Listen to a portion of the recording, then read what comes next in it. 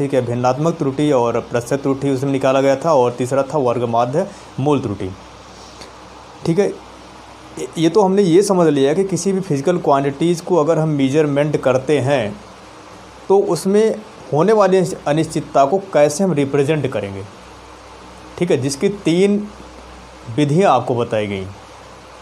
लेकिन समस्या ये है कि हम किस तरीके की फिजिकल क्वांटिटीज़ का मेजरमेंट कर रहे हैं। अगर वो फंडामेंटल क्वांटिटीज़ हैं तो निश्चित है डायरेक्ट हम उसका एब्सोल्यूट एरर निकाल लेंगे, निरपेक्ष त्रुटियाँ निकाल लेंगे और हमें होने वाली अनिश्चितता का मान प्राप्त हो जाएगा। लेकिन अगर ऐसी क्वांटिटीज़ हो जो किसी अन्य क्वांटिटी की सहायता से मिलकर बनी हो, अर्थात डेराइव्ड क्वांटिटीज़ हो जो फंडामेंटल क्वांटिटीज से मिलकर बनी हो, तो ऐसी व्युत्पन्न राशियों में होने वाली अनिश्चितता को कैसे प्राप्त करेंगे। यहाँ पर ये समस्या है। जैसे एग्जाम्पल देखा जाए तो घनत्व की बात करें, जैसे घनत्व D बराबर होता है m/v। अब अगर हम घनत्व किसी भी वस्तु का घनत्व का मापन करें, ठीक है, डेंसिटी का मेजरमेंट करना हो, तो उसके मापन में जो एरर आएगा वो किसकी वजह से आया।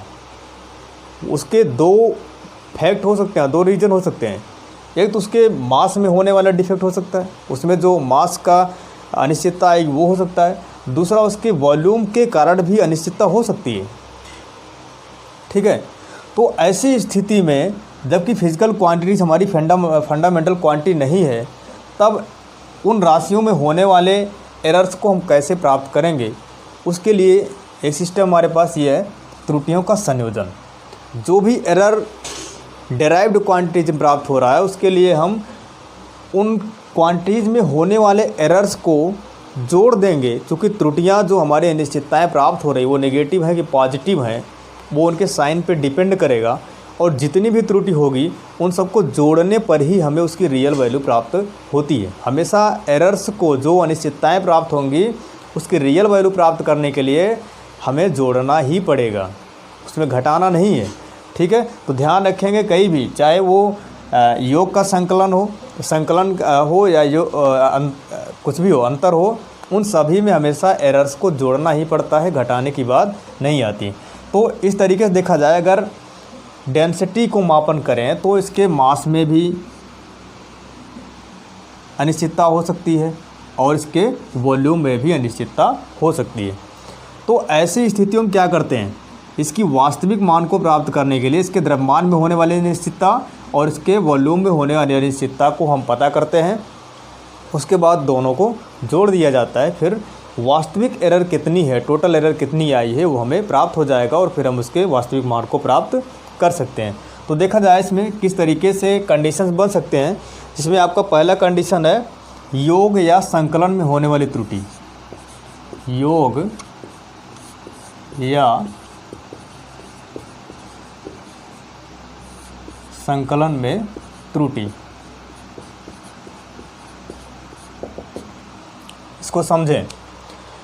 ये क्या बोल रहा है कि अगर ऐसी कोई फिजिकल क्वांटिटी हमारे पास है जो अन्य कई फिजिकल क्वांटिटीज़ के योग से बनी हुई है, तब उनके मेजरमेंट में कितनी त्रुटियां होंगी और उसको हम कैसे पता करेंगे। अगर सिंगल फिजिकल क्वांटिटी है, जैसे अगर फंडामेंटल की बात किया गया, पहले बताए हैं, लेंथ की बात करें तो लेंथ का मेजरमेंट तो कर लेंगे, ठीक है, इसका वास्तविक मान पता है और मेजरमेंट करने के बाद जो प्रेक्षित मान आया दोनों का हम अंतर निकाल लेंगे तो होने वाली त्रुटि निरपेक्ष त्रुटि हमें प्राप्त हो जाएगी। ठीक है, लेकिन ऐसी क्वांटिटी जो कई अन्य राशियों की सहायता से मिलकर बनी हो, चाहे वो योगफल से बनी हो, चाहे अंतर से बनी हो, या मल्टीप्लिकेशन से बनी हो, या फिर डिवाइडेशन से बनी हो, या फिर पावर्स के रूप में बनी हो, ऐसी कंडीशन में कोई भी फिजिकल क्वांटिटी अगर है हमारे पास तो उसमें होने वाली त्रुटि का एस्टिमेशन कैसे करेंगे, इन विधियों से जाना जा सकता है। तो पहला आपको इसमें आता है योग या संकलन में होने वाली त्रुटि। जैसे इसे मान लिया जाए कोई फिजिकल क्वांटिटी हमारे पास z है जो 2 अन्य क्वांटिटीज़ a और b के योग से मिलकर बनी हुई। कंडीशन समझ में आया? एक फिजिकल क्वांटिटी हमारे पास z है जो 2 क्वांटिटीज़ a और b के योग से मिलकर बनी हुई। इसको हम लिख सकते हैं z = a + b। ठीक है, वही चीज़ है, हमारे पास एक ऐसी भौतिक राशि है जो a और b के योग से बनी हुई है, अर्थात z = a + b। अब सोचिए जब हम इसका मेजरमेंट करेंगे, इस भौतिक राशि का मापन करेंगे, तो निश्चित है इन दोनों राशियों में कुछ ना कुछ अनिश्चितताएं प्राप्त होंगी जिनके योगफल से z बना हुआ है। तो मान लेते हैं जब इसका मापन किया जाने लगा या किया गया, z का जब भौतिक राशि z का मापन किया गया तो a के मान में होने वाली अनिश्चितता प्राप्त होती है डेल्टा a, और यह अनिश्चितता हमें पता होता है प्लस माइनस में होता है। अर्थात इसका मापित मान कितना हो जाएगा, a plus minus delta a, और b का मान प्राप्त होता है जो अनिश्चितता मिल रही है प्लस माइनस डेल्टा b, और मापित मान हो जाएगा b plus minus delta b।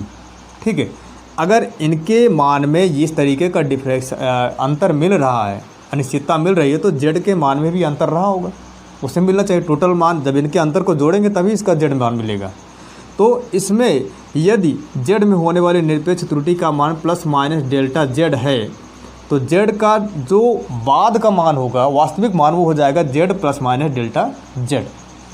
अब यहाँ पे इसको रख दिया जाए, हो जाएगा z plus minus delta z equal to a plus minus delta a और plus b plus minus delta b। इनको एक तरीके से एडजस्ट कर लिया जाए, व्यवस्थित कर ले, a plus b plus minus delta a और प्लस डेल्टा b। ठीक है, a प्लस b यहाँ पर देखा जाए इक्वेशन फर्स्ट से, तो ये z का वैल्यू है, यहाँ पर z ऑलरेडी है, दोनों एक दूसरे को एलिमिनेट कर देंगे और मान मिल जाएगा हमारा plus minus delta z equal to plus minus delta a plus delta b। ठीक है, इस तरीके से इसके मापित मान में होने वाली त्रुटि का मान हम पता कर सकते हैं, जो कि दो अन्य राशियों की सहायता से अर्थात योग से मिलकर बनी हुई है। ठीक है, ये क्या बता रहा है कि किसी भौतिक राशि के मापन में होने वाली निरपेक्ष त्रुटि जो कि योगफल से बनी हुई है, उनके संगत राशियों के मान में होने वाली निरपेक्ष त्रुटियों के योग के बराबर होता है। ठीक है, अर्थात जो जिनसे मिलकर ये भौतिक राशियाँ बनी हुई हैं, ये बना हुआ है, इनके निरपेक्ष मानों में होने वाली त्रुटियों या निरपेक्ष त्रुटियों के योगफल के बराबर होता है। ठीक है, ऐसे ही इसमें और एडजस्ट किया जा सकता है। दूसरा, अगर योग की जगह अंतर हो, ठीक है, इसी की जगह पे अगर अंतर कर दें, ऐसी भौतिक राशि जो दो भौतिक राशियों के अंतर से मिलकर बनी हो, तो फिजिकल क्वांटिटी z हो जाएगा, दो भौतिक राशियाँ हैं और भी, इनके अंतर कितने हो जाएंगे a माइनस b। इनके मान में होने वाली त्रुटियाँ ठीक इसी प्रकार से होंगी, यहाँ पर साइन हमारा बदल जाएगा a माइनस b। ठीक है, और ये हमारा आ जाएगा a माइनस b, बाकी सिंबल सारे वैसे ही रहेंगे अगर अंतर से मिलकर बना हुआ है। अब ये वैल्यू यहाँ से समझ लेंगे, जो a माइनस b आया है, a माइनस b, तो इसको लिख सकते हैं z plus minus delta z equal to z और plus minus delta a plus delta b। ये तो है, यहाँ से z एलिमिनेट और plus minus delta z equal to plus minus delta a plus delta b। ठीक है, इस तरीके से अंतर का जब कंडीशन देखा गया, अगर ऐसी कोई फिजिकल क्वांटिटी हमारे पास हो जो दो भौतिक राशियों के अंतर से बनी हुई है, तब भी उनके निरपेक्ष त्रुटियों के योगफल के बराबर ही आएगा। ऐसा नहीं कि अगर वो अंतर से मिलकर बनी हुई है तो उनका अंतर निकाला जाएगा, ऐसा नहीं, क्योंकि एरर जो भी किसी फिजिकल क्वांटिटी के मेजरमेंट में आएगा उसको हमेशा हम ऐड करते हैं, ऐड करने के बाद ही हम वह रिमूव कर सकते हैं कि कितना इसमें अनिश्चितता प्राप्त हुई है। ठीक है, तो ठीक है, दो कंडीशन हमें मिल गई। तीसरा कंडीशन देखा जाए कि अगर कोई भौतिक राशि ऐसी हो जो दो राशियों के गुणनफल से मिलकर बनी हो। ठीक है,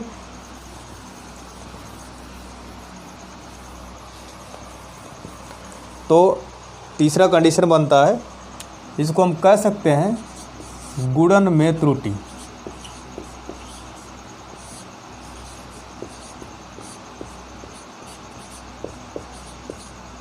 एरर इन मल्टीप्लिकेशन। ठीक है, तो तीसरा कंडीशन क्या कर रहा है कि कोई फिजिकल क्वांटिटी अगर हमारे पास ऐसी है जो दो अन्य राशियों के गुणनफल से मिलकर बनी हुई है तो उसमें कितनी त्रुटि होगी। इसके लिए मान लेते हैं कोई फिजिकल क्वांटिटी हमारे पास मान लीजिए z है जो दो राशियों a और b के मल्टीप्लिकेशन से मिलकर बनी हुई है, तो इसको लिख सकते हैं z equal to a cross b, दो राशियों के गुणनफल से बना हुआ है। इस तरीके से इसको दिखाया जा सकता है।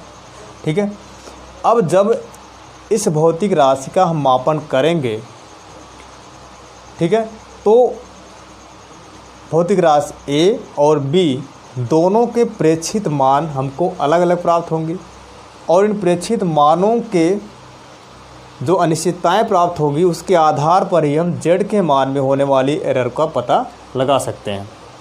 तो ऐसी स्थिति में क्या करेंगे, जब इसका मेजरमेंट किया गया तो हमें प्राप्त हुआ कि भौतिक राशि A का मापित मान आया A plus minus delta A, अर्थात A तो उसका मान था ही, लेकिन जब प्रेक्षण किया गया उसका तो उसमें प्लस माइनस डेल्टा A का एरर आया, अर्थात इतना ज़्यादा भी हो सकता है कम भी हो सकता है। अब वो वहाँ पर कितना प्राप्त हुआ साइन कन्वेंशन वहाँ पर हम ध्यान देंगे। अगर ज़्यादा प्राप्त हुआ तो प्लस डेल्टा A, अगर कम प्राप्त हुआ तो minus delta A। Delta A आपका उसके निरपेक्ष त्रुटि को एक्सप्रेस करता है। b के मान में होने वाली त्रुटि को अगर हम डेल्टा b से देखें तो इसको लिख सकते हैं b plus minus delta b, और यदि z के मान में होने वाली निरपेक्ष त्रुटि प्लस माइनस डेल्टा z हो तो समीकरण 1 में इनको व्यवस्थित रूप में रख दिया जाए, हो जाएगा z plus minus delta z equal to a plus minus delta a cross b plus minus delta b, यही तो होगा। ठीक है,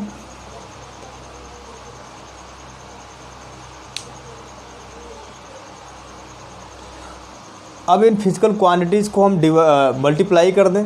मल्टीप्लाई करने पर क्या मिलेगा, a से मल्टीप्लाई करें पूरे में तो a क्रॉस b, a से कर रहे हैं इसमें पूरे में, यहाँ पे a cross b plus minus a into delta b, फिर से इसमें करेंगे तो plus minus b into delta a और plus minus delta a cross delta b। ठीक है, इस तरीके से मल्टीप्लाई करने पर हमें ये प्राप्त हुआ है और ये वैल्यू हमारी है z plus minus delta z। ठीक है, ये चीज़ हमें मिल गई।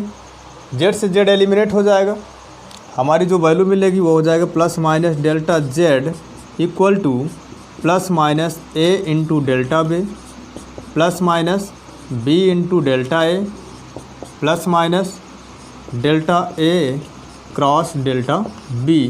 ये बन जाता है इक्वेशन नंबर 2।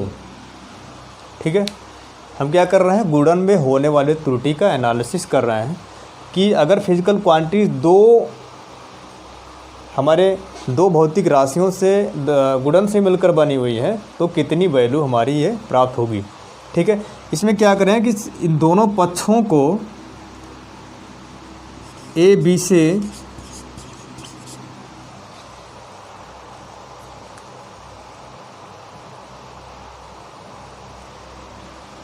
डिवाइड कर दिया जाए।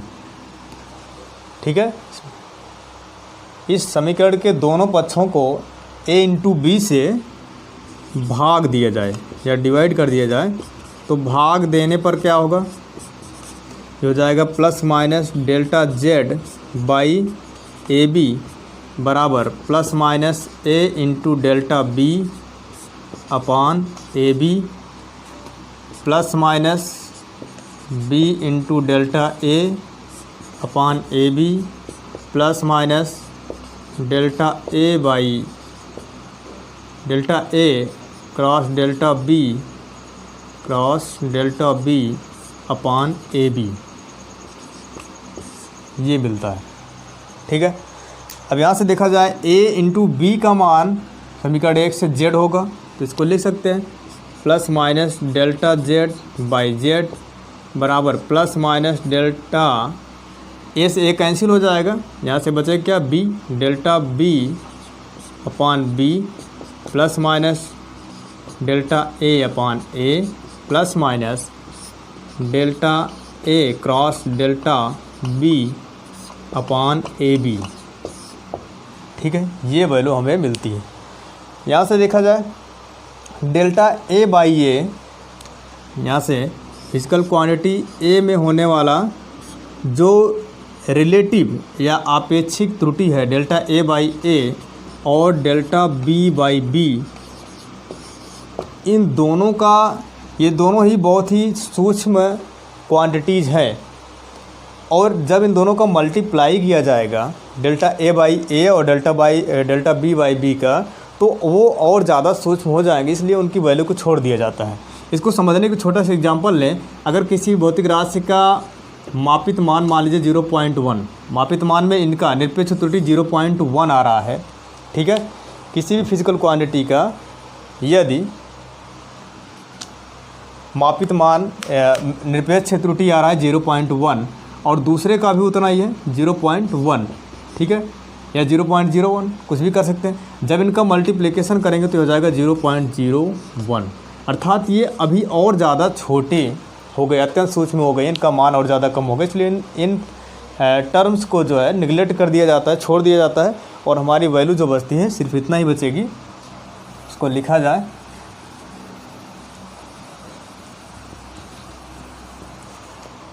ये मान बच जाता है plus minus delta Z by Z बराबर plus minus delta A by A plus minus delta B by B. इसका प्लस माइनस कॉमन कर सकते हैं, plus minus delta A upon A plus delta B by B.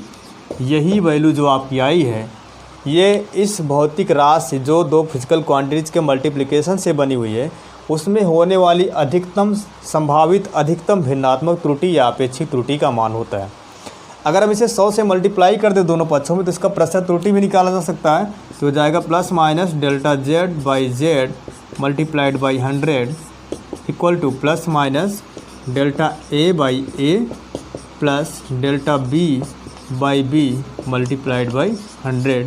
ये इस भौतिक राशि के मापन में होने वाली प्रतिशत त्रुटि का मान हमें इस इक्वेशन की सहायता से प्राप्त हो जाएगा। ठीक है, अतः इन भौतिक राशियों के गुणन में अधिकतम भिन्नात्मक त्रुटि इस तरीके से प्राप्त किया जा सकता है। ठीक है, अब ये गुणन में अधिकतम भिन्नात्मक त्रुटि जो आई है वह भौतिक राशि ए के, यहाँ पे प्रतिशत त्रुटि की बात करें, प्रतिशत त्रुटि में इसको लिख सकते हैं भौतिक राशि ए के मान में अधिकतम प्रतिशत त्रुटि और plus delta B by b को लिख सकते हैं भौतिक राशि बी के मान में अधिकतम प्रतिशत त्रुटि के योगफल का मान इस टोटल परसेंटेज एरर के रूप में अभिव्यक्त किया जा सकता है। ठीक है, ये आपका तीसरा हुआ था जब भौतिक राशि किन्हीं दो अन्य राशियों के गुणन से मिलकर बनी हुई है। चौथा आपका आता है अगर कोई भौतिक राशि ऐसी हो जो दो राशियों के भागफल से मिलकर बनी हो, अर्थात इसको लिख सकते हैं भागफल में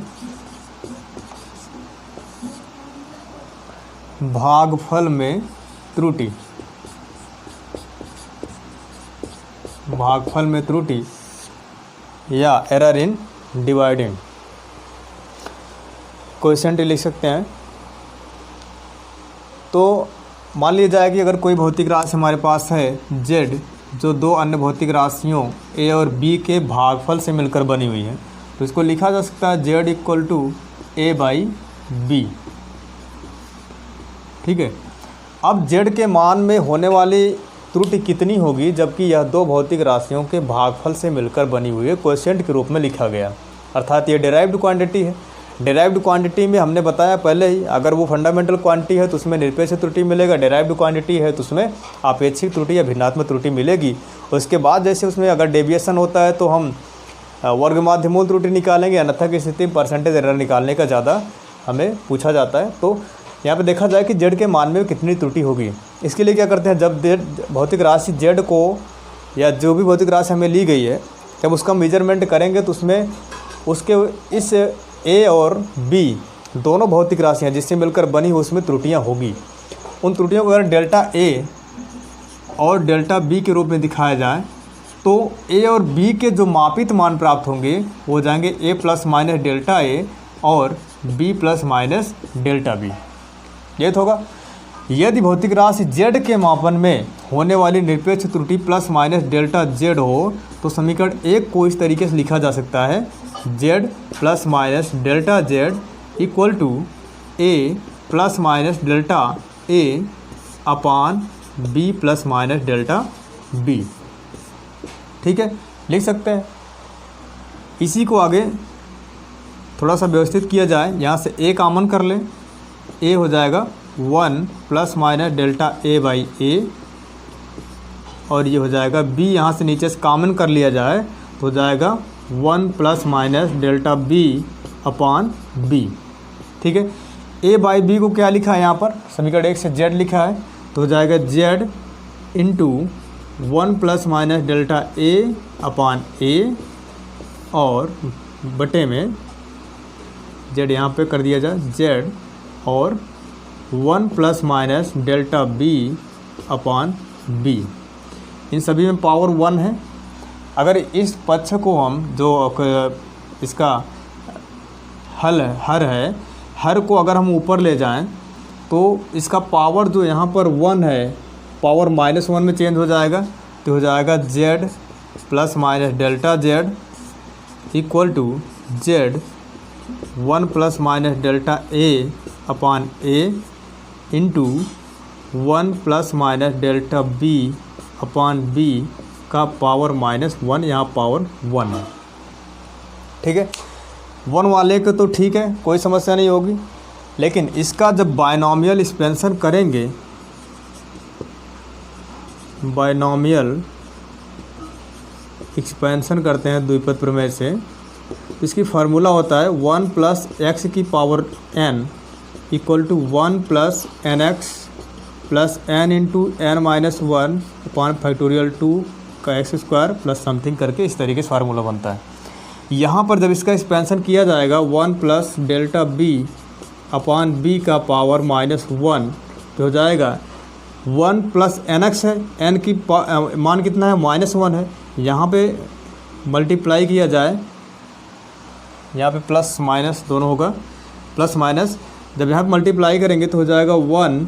अब माइनस का मल्टीप्लाई प्लस में पहले होगा क्योंकि प्लस माइनस है तो प्लस में होगा तो माइनस हो जाएगा और माइनस में होगा तो प्लस, माइनस प्लस सिंबल बदल जाएगा, पहले माइनस हो जाएगा फिर नीचे प्लस और ये डेल्टा b बाई b।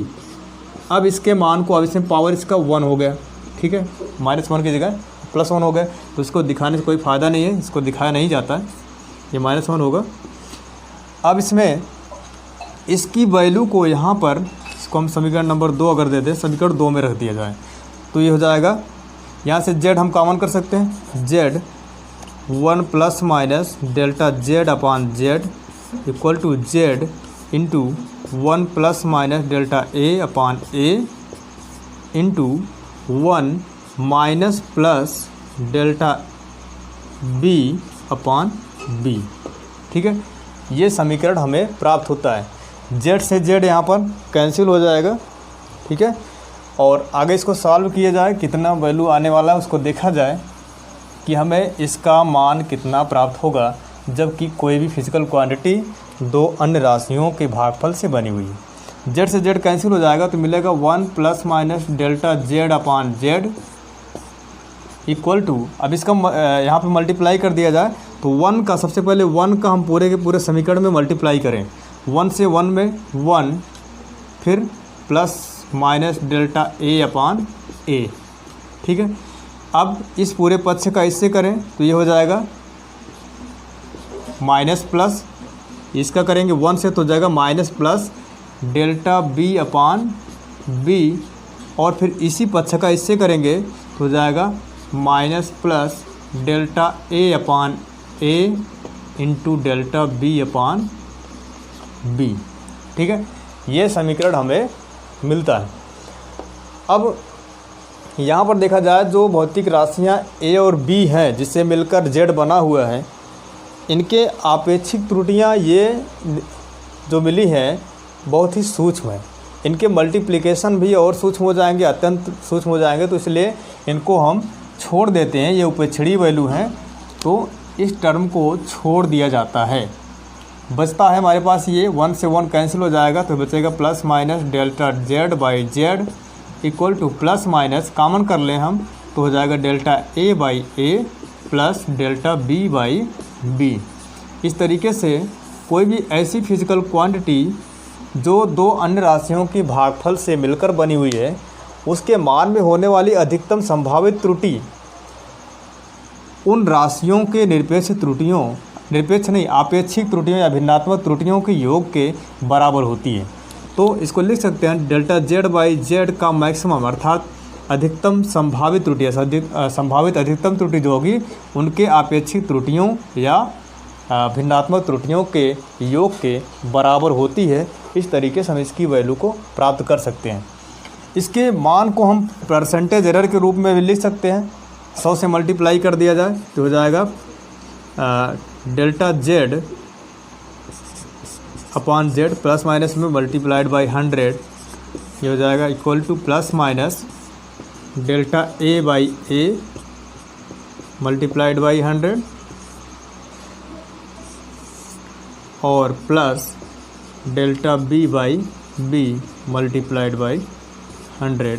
इस तरीके से इसकी वैल्यू को हम परसेंटेज एरर के रूप में प्राप्त कर सकते हैं। अर्थात इस भौतिक राशि के मान में होने वाली अधिकतम प्रतिशत त्रुटि उनके आपेक्षिक या भिन्नात्मक प्रतिशत त्रुटियों के योगफल के बराबर होता है। इस तरीके से हम इसको भी प्राप्त कर सकते हैं। अगर कोई फिजिकल क्वांटिटी, अगला हमारा कंडीशन है, यदि कोई फिजिकल क्वांटिटी ऐसी हो जो किसी अन्य क्वांटिटीज़ के पावर पे डिपेंड करती हो, तो ऐसी स्थिति में उस भौतिक राशि का जब मेजरमेंट करेंगे तो कितना उसमें त्रुटि होगी उसको देखा जाए। उसको कहते हैं हम लोग घातों के प्रकरण में होने वाली त्रुटि। इसको कहते हैं घातों के प्रकरण में त्रुटि।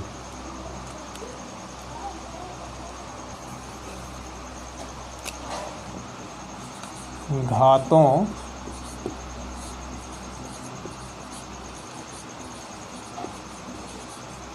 के प्रकरण में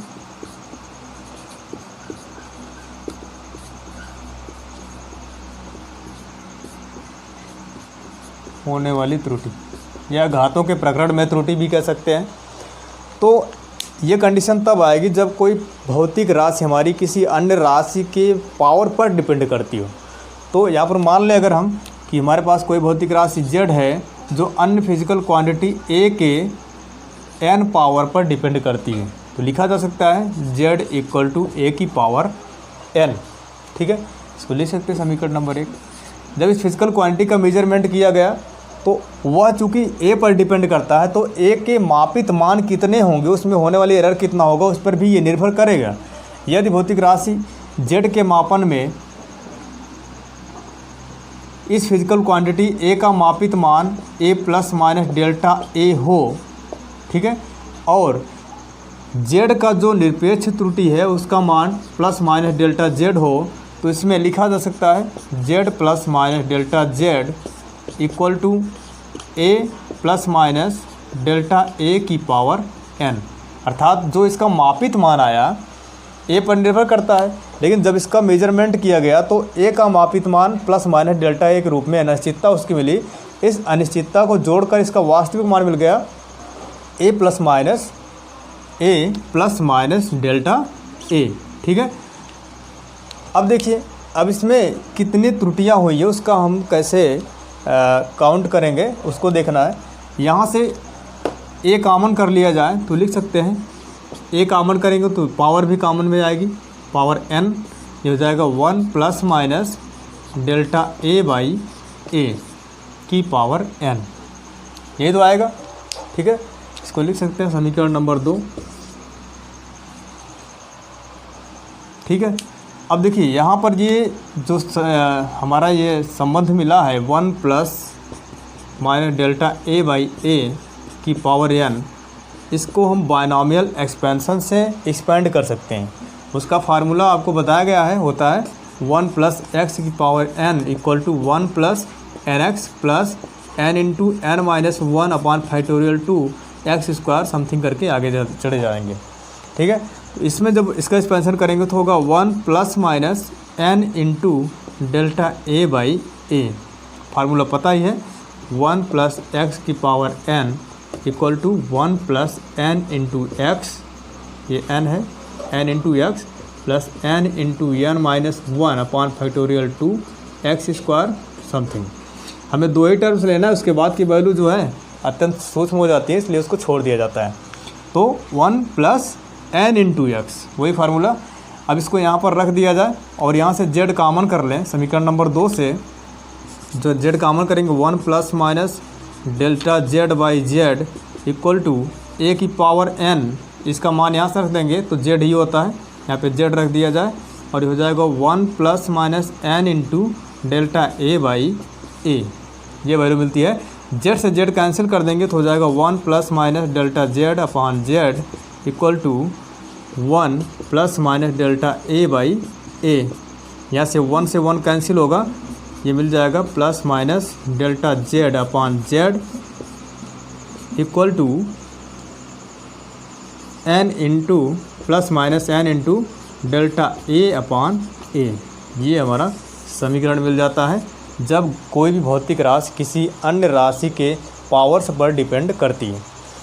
अर्थात हम कह सकते हैं कि ऐसी स्थितियों में इस भौतिक राशि में होने वाली त्रुटि उसके आपेक्षिक त्रुटि के n टाइम्स के बराबर होता है। ठीक है, जो अधिकतम संभावित त्रुटि होगी इतना हो जाएगा। अगर इसको हम परसेंटेज एरर रूप में लिखना चाहें तो 100 से मल्टीप्लाई कर देंगे और हमें उसके घात के प्रकरण में होने वाली त्रुटि का मान मिल जाएगा। ठीक है, इसको आप फेयर में नोट